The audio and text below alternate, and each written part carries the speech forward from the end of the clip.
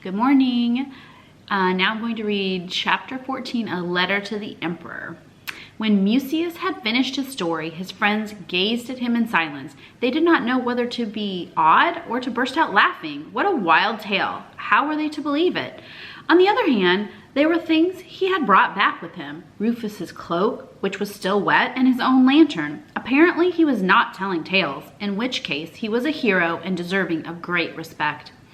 They were in their secret cave, sitting on rickety boxes around a table on whose cracked marble top a candle was burning. Playing one day in the Esquiline Hill, they had come across this roomy cave in the rock and had promptly appropriated it for their own use. It was their official headquarters. Here they met whenever they had anything important to discuss, and here they hid when it seemed wise to keep out of sight for a short while. One dark corner was piled with old junk which they had collected around town, and which they intended to use someday to furnish their cave. Over the entrance they had hung a tattered old rug to serve as a curtain. Publius was the first to express his doubts of Mucius's tale. "You mean to tell us you spent the whole entire night locked up in the baths of Diana?" he asked slowly. "You can ask the superintendent if you don't believe me," Mucius replied, affronted.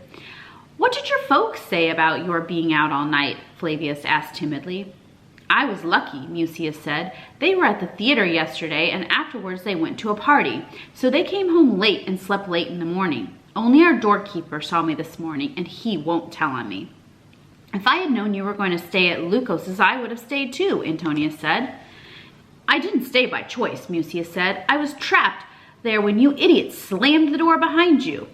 "Would Lucos have done anything bad to you?" Flavius asked. "That I can't say," Mucius replied, "but snakes were crawling all over the place, and I didn't like that." "I would have stabbed Lucos with my dagger," Antonius boasted.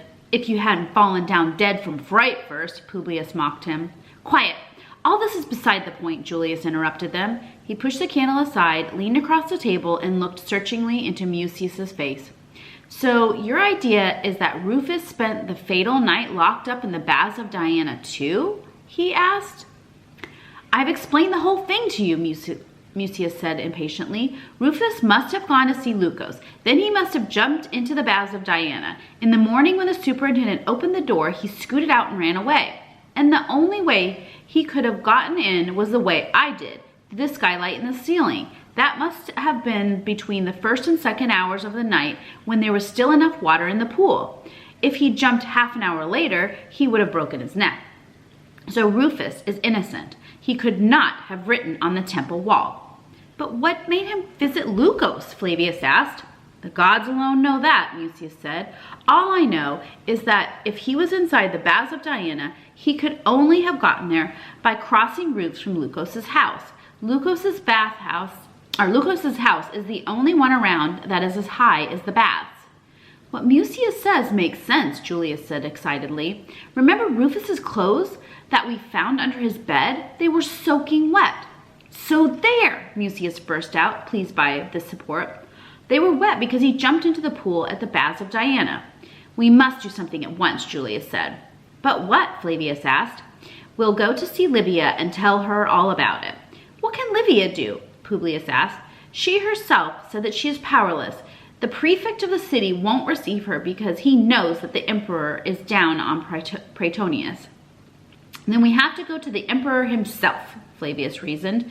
"If the emperor orders Rufus released, that's all there is to it." That was a bold idea.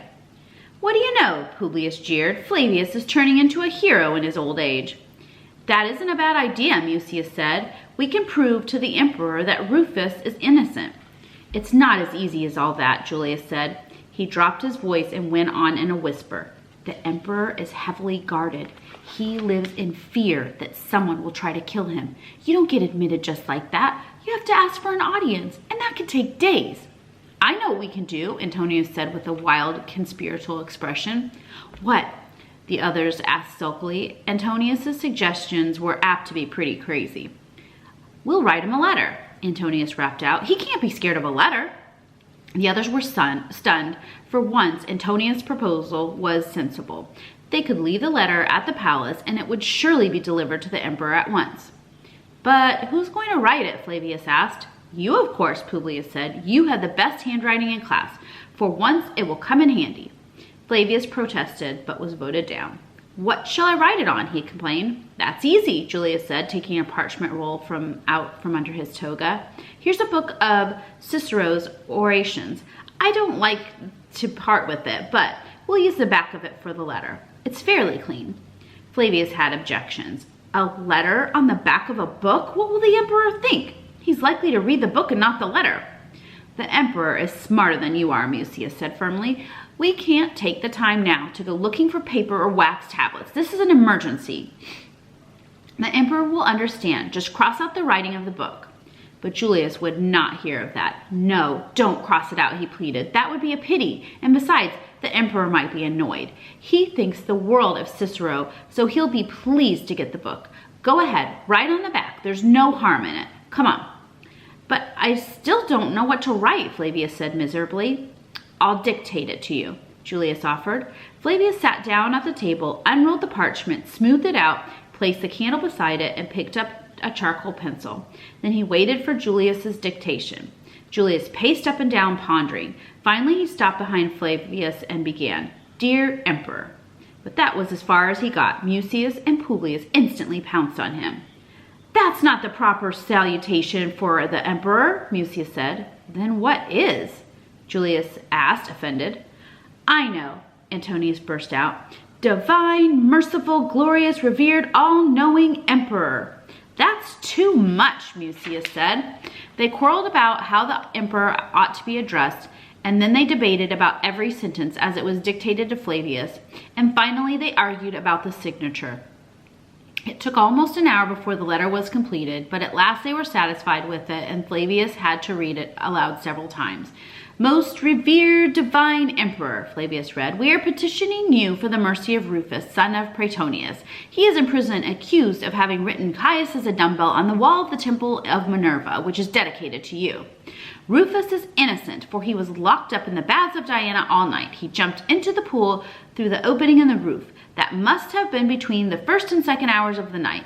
If he had jumped in when there was no water there, he would have been dead in the morning and could not have run away. The superintendent leaves at night and comes back in the morning. Meanwhile, he drains the water and locks the door. Rufus was in there and could not get out. He ran past the superintendent in the morning, and the superintendent thinks it was Mucius, but Mucius knows it was Rufus, for the superintendent found Mucius's lantern in the pool, but Rufus had the lantern with him, not Mucius. The two policemen said that Caius as a dumbbell was not on the temple wall before the 5th hour of the night. They know that for certain because that's the hour when they always get hungry and eat bread and figs and drink wine. The police always tell the truth. But Caius as a dumbbell was on the temple wall before dawn. At that time, Rufus was still locked in the baths of Diana. That should prove that Rufus doesn't go around desecrating temples. Therefore, we throw ourselves at your feet and ask for mercy for our friend Rufus, the pupils of Xanthos' school. Flavius stopped, out of breath. Couldn't be clearer, Mucius said, rubbing his hands with delight. Now we must hurry and deliver the letter to the palace, Julius said. Hold on. Haste makes waste, Publius warned. Something else occurs to me. What about Scribonius? What do you mean? Mucius asked uneasily. Scribonius is the most famous handwriting expert in Rome, Publius said. If Scribonius maintains that the writing is genuine, it is genuine. Mucius murmured, and he began squinting at Mucius out of the corners of his eyes. Antonius and Flavius were also assailed by doubts once more. One or the other was telling the truth, Scribonius or Mucius. But Scribonius was a famous scholar and Mucius was just a classmate. Mucius sat down on a box again, propped his head on his clenched fist, and stared into space. Maybe you only dreamed it all, Antonius said. I have funny dreams sometimes too. Last night I dreamed I was a pirate and fell into the water. I would have drowned if a dolphin hadn't. Furious, Mucius leapt to his feet and stuck Rufus's wet cloak under Antonius's nose. There, did I dream that? He shouted. And what about the lantern I found at the baths of Diana? The cloak smells bad, Antonius gasped, half smothered. Then don't talk nonsense, Mucius said. Rufus is innocent. This isn't a dream, and That is the truth. But then who did the writing on the temple, Julius asked. The emperor will want to know that. I can't know who wrote on the temple, Mucius cried, beside himself, but somebody must have copied Rufus's handwriting. But who? Julius repeated stubbornly. Maybe it was a ghost, Antonius said. At that moment, there was a crashing noise in the dark corner of the cave, and a sullen voice said, "It was me." The boys whirled around in fright. From back of the piles of junk, Caius emerged. He clambered up an upturned barrel. "I was the one who wrote Caius is a dumbbell on the temple wall," he said, scowling at the boys. Tomorrow's chapter 15 is Xantippus finds the point. See you tomorrow. Bye.